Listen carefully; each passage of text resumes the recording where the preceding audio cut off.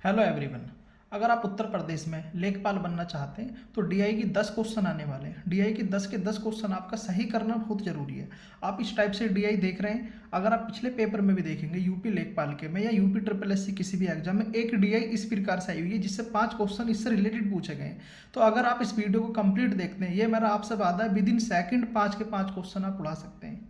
3 से 4 मिनट में आप कंप्लीट डीआई उड़ा दो, अगर विद इन सेकंड आप एक क्वेश्चन उड़ा सकते हैं अगर आप इस कंप्लीट वीडियो को मेरे साथ अगर आप समझ लेते हैं। तो चलिए शुरू करते हैं। आप देख रहे हैं यूपी लेखपाल डीआई, ये एक तरीके से मैंने खुद ने डिजाइन करी है डीआई कि इस टाइप से बहुत ज़्यादा मतलब हर शिफ्ट में ये क्वेश्चन इस टाइप से डीआई पूछी गई है। यूपी ट्रिपल एससी के आप किसी भी एग्जाम में देखना, पैट का एग्जाम उठा के देख लेना, लेखपाल का एग्जाम उठा के देख लेना, इस टाइप से एक डे आपको जरूर मिलेगी। तो मैंने अपने तरीके से आपको समझाऊंगा और ऐसा हो नहीं सकता समझ में नहीं। अगर आपको समझ में नहीं आता तो हम में कमी है, आप ये समझिए। ठीक है, तो शुरू करते हैं। आप ये देख रहे हैं, ये 2011 से 2015 तक का डाटा दिया हुआ है। 2010 से 2011, 2012, 2013, 2014, 2015 और ये कितना है, ये परसेंटेज में लाभ दिया हुआ है। आप यहाँ समझिए जैसे त्रिभुज है, त्रिभुज क्या कंपनी ए, और जो वर्ग है वो क्या कंपनी बी, और इसमें क्या दिया गया, लाभ परसेंटेज दिया गया है। ठीक है, तो ये कितना लाभ परसेंटेज, जैसा आप ये देखेंगे जितने त्रिभुज बने हुए हैं ये क्या है, एक है, कंपनी ए का लाभ है, प्रतिशत में लाभ दिया हुआ है। ठीक है, अगर आप वर्ग देखेंगे तो कंपनी बी का लाभ दिया हुआ है। तो क्वेश्चन 1 हम पढ़ते हैं इसी से संबंधित। क्वेश्चन 1 क्या है, कंपनी ए का प्रतिशत लाभ में 2011 से 2012 के बीच कितने प्रतिशत की वृद्धि हुई। सबसे पहले आप कंपनी ए देखेंगे तो कंपनी ए क्या है, आप सभी को ये बात सबसे पहले इस डाटा को समझना बहुत जरूरी है। क्वेश्चन तो आप उड़ा दोगे लेकिन जब तक आप इस डाटा को नहीं समझोगे तो क्वेश्चन नहीं कर पाओगे। इसका समझ में आना सबसे पहली बात है। हमको ये कि त्रिभुज क्या कंपनी ए, वर्ग क्या कंपनी बी, सबसे पहले ये चीज़ डिकोड हमें अच्छे से कर लेनी है, क्योंकि बच्चे जल्दी जल्दी में इन्हीं में गलती कर देते हैं और वो फिर सारा क्वेश्चन गलत कर देते हैं। ठीक है, तो क्या बोला गया कि कंपनी ए क्या, त्रिभुज, तो 2011 और 2012, तो 2011 क्या ये, 2012 ये, तो आप देखेंगे 2011 में कितना लाभ प्रतिशत है, 45, कितना है 45, 2011 में। ठीक, और 2012 में आप देखेंगे ये त्रिभुज बना हुआ है यहाँ पे, तो कितना 60%, 2012 में कितना 60%।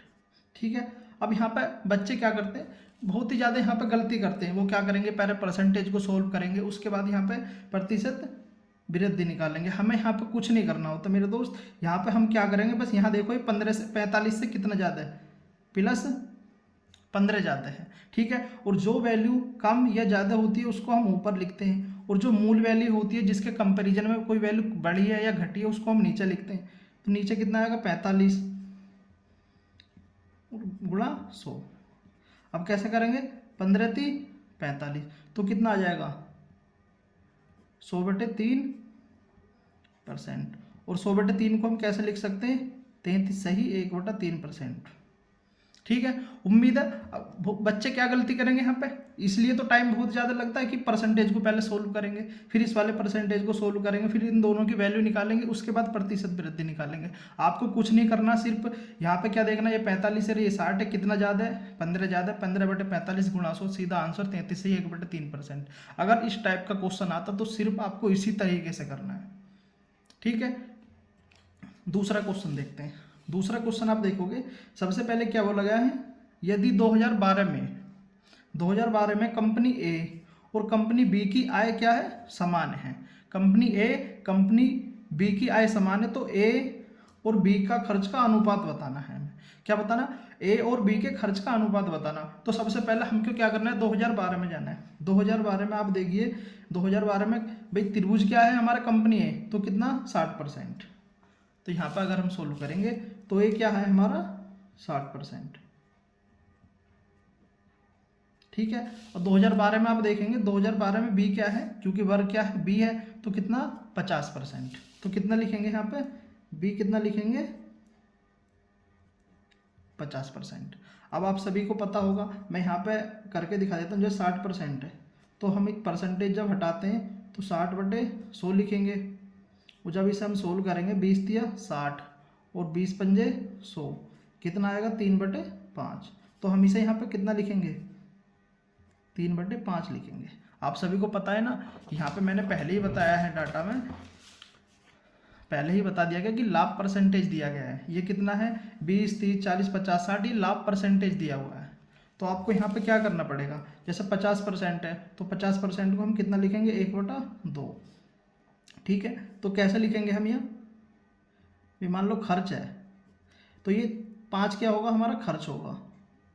ठीक है, ये मूल वैल्यू ये है और ये 3 कितना है लाभ है हमारा, 3 कितना होगा लाभ होगा। ठीक है, तो आय कब बनेगी, आय में क्या होता है हमारा, एक तो खर्च प्लस लाभ, आय के अंदर खर्च प्लस लाभ दोनों चीज़ होती हैं। तो खर्च क्या है ए में हमारा, अगर हम ए में देखेंगे तो ए में खर्च तो हमारा 5 है और आय कितनी हो जाएगी 5 और 3 8 हो जाएगी।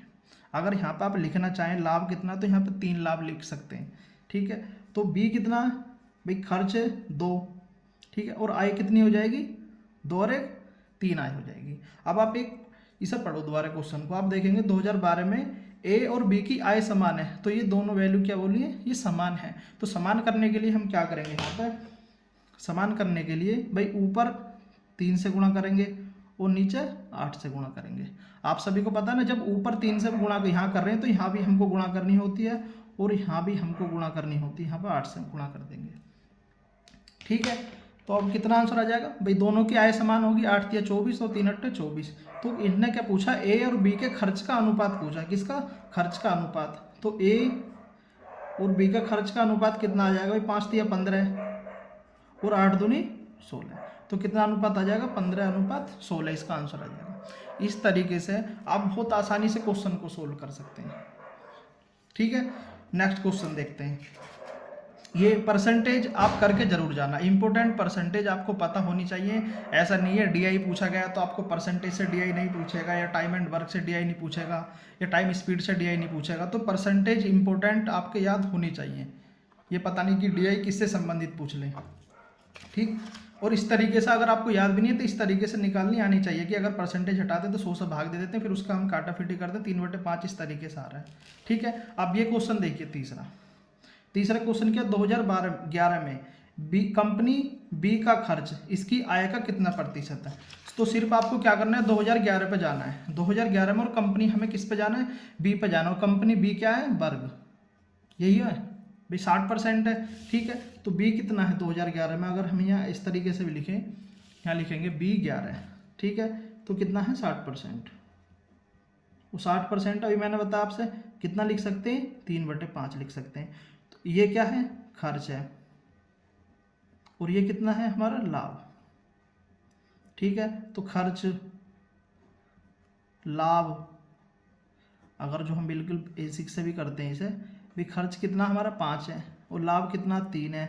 तो आय में हमारा खर्च भी होता है लाभ होता है भाई, आय तो हमारी कंप्लीट होती है ना, जो हम खर्च भी करते हैं और जो हमारा लाभ भी होता है, तो कितनी हो जाएगी आय हमारी 8 हो जाएगी। अब इसने क्या बोला बी का खर्च इसकी आय का, तो बी का खर्च कितना है 5 और इसकी आय कितनी है 8 गुणा 100 कितने प्रतिशत है भाई, खर्च कितना है 5 और आय कितनी है 8, तो यही तो पूछा है।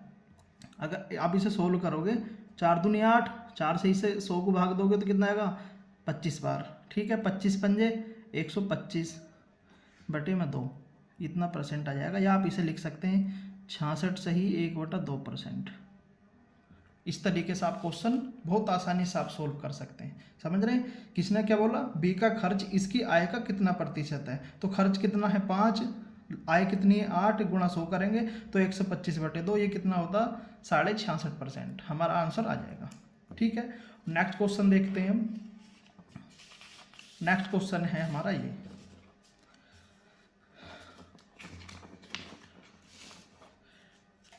नेक्स्ट क्वेश्चन है ये, सॉरी ये चौथा क्वेश्चन है।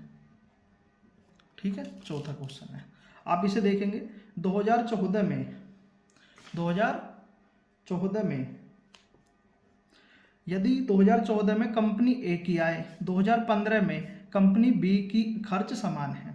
तो पहला आप देखो कि 2014 में कंपनी ए की आय और 2015 में बी का खर्च, तो सबसे पहले 2014 में ए की कंडीशन देखेंगे कितना लाभ हुआ है। 2014 में अगर यहाँ देखते हैं तो ए क्या है हमारा, ए क्या है त्रिभुज, आप सभी को पता है ना, कंपनी ए क्या है त्रिभुज है और कंपनी बी क्या वर्ग है। ये चीज़ भाई मैं बार बार बता रहा हूँ सबसे ज़्यादा इंपॉर्टेंट है। इन चीज़ों को अगर तुम अच्छे से डिकोड नहीं करोगे तो हाईली चांस आप क्वेश्चन गलत कर दोगे।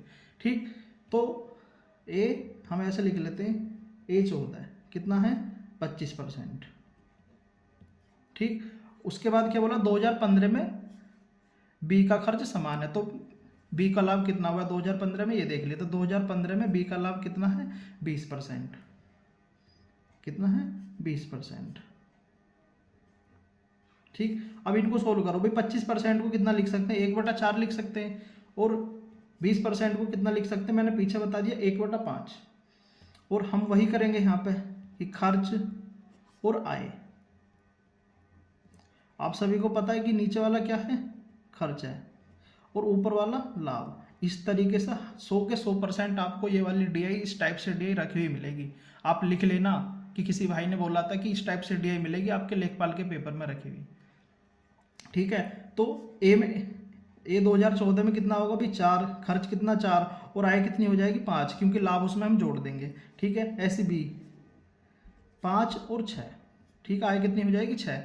अब यहाँ पे एक बात आप समझ रहे हो, उसने बोला है कि 2014 में ए की आय, तो 2014 में ए की आय और 2015 में कंपनी बी का खर्च समान है। तो 2014 में अगर आप देखेंगे ए की आय कितनी है 5 है और बी का खर्च आप देखेंगे 5 है, तो ऑलरेडी खुद ही समान आ रहे हैं, 5 और 5 खुद ही समान आ रहे हैं। तो हमें इसमें ज़्यादा कुछ करना नहीं है। उससे आगे इन्होंने बोला कि प्रत्येक जो है ये 5 की वैल्यू दी है, प्रत्येक 90 लाख है। तो हम क्या करेंगे, जो 5 यूनिट की वैल्यू है, ये खर्च और आय दोनों वैल्यू इक्वल है, तो इसलिए इन्होंने 5 की वैल्यू कितनी दी है क्वेश्चन में, 5 की वैल्यू है 90 लाख। 90 लाख, तो 1 यूनिट की वैल्यू कितनी आ जाएगी 18 लाख आ जाएगी। ठीक है, आप देख रहे हैं प्रत्येक 90 लाख है, तो इसका मतलब इस 5 की वैल्यू जो वैल्यू दी है 90 लाख दी हुई है। अब यहाँ से आगे देखो 2015 में बी की आय, 2015 में बी की आय कितनी है 6, और 2014 में ए का खर्च का अंतर, तो 2014 में ए का खर्च कितना है 4 और बी की आय 2015 में कितनी है 6 है। तो अंतर पूछा है, इसका अंतर कितना होगा 6 माइनस का 4 कितना हो जाएगा 2, और 2 में जब 1 यूनिट की वैल्यू हमारी 18 लाख है तो 18 की यहाँ पे मल्टीप्लाई कर देंगे तो कितना आ जाएगा 36 लाख। इस तरीके से आप आंसर निकाल सकते हैं विद इन सेकेंड। ठीक है, उम्मीद है कि ये चारों क्वेश्चन आपको समझ में आए हैं। अगर अभी भी आपको ये क्वेश्चन समझ में नहीं आए तो आप में कमी नहीं है, हमारे अंदर कमी है। बाकी अगर अभी भी आपको कोई कन्फ्यूजन है किसी क्वेश्चन को लेकर, आप मुझे कमेंट जरूर करें। कोई किस टॉपिक पर आप डीआई चाहते हैं या किस टाइप की डीआई आप चाहते हैं, मुझे कमेंट जरूर करें, अपना फीडबैक जरूर दें। और आई होप वीडियो आपको अच्छी लगे तो वीडियो को लाइक जरूर करें, हमारे चैनल के साथ जुड़ें जरूर। धन्यवाद दोस्तों, मिलते हैं नेक्स्ट वीडियो में।